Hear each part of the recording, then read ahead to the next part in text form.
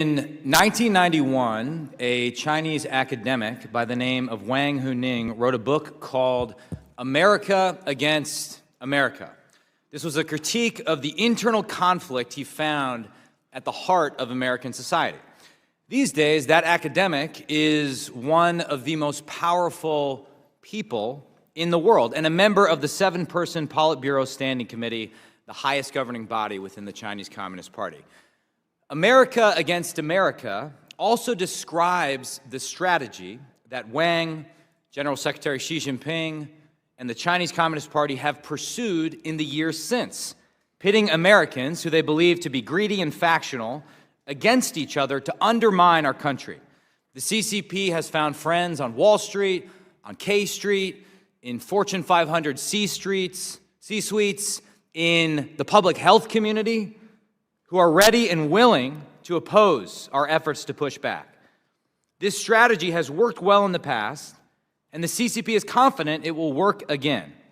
Our task on this committee is to ensure that it does not. Thanks to Speaker McCarthy and Leader Jeffries, we have an excellent group of thoughtful legislators on this committee, on both sides. We'll be working hand in hand with our teammates on the standing committees, particularly my friend, House Foreign Affairs Committee Chairman Michael McCall, who helped set the stage for our work through the 2020 China Task Force. Chairman McCall's leadership produced a number of bipartisan proposals that we must build upon as we investigate and expose the ideological, technological, economic, and military threat posed by the Chinese Communist Party. We may call this a strategic competition, but it's not a polite tennis match. This is an existential struggle over what life will look like in the 21st century. And the most fundamental freedoms are at stake. The CCP is laser-focused on its vision for the future, a world crowded with techno-totalitarian surveillance states where human rights are subordinate to the whims of the party. For the time being, it's still up to us to decide if that's the future we want for our children, but it won't be for much longer. Time is not on our side.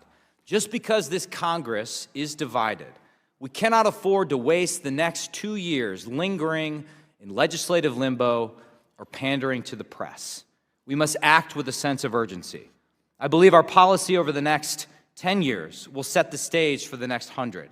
We cannot allow the CCP's tech-powered dystopia to prevail.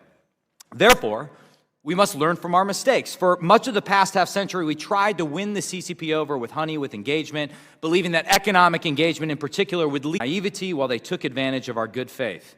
But that era of wishful thinking is over.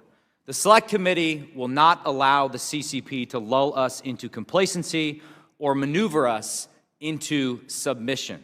This should remind us at all times and in all the work that we do together that we must constantly distinguish between the Chinese Communist Party and the Chinese people themselves, who have always been the party's primary victims.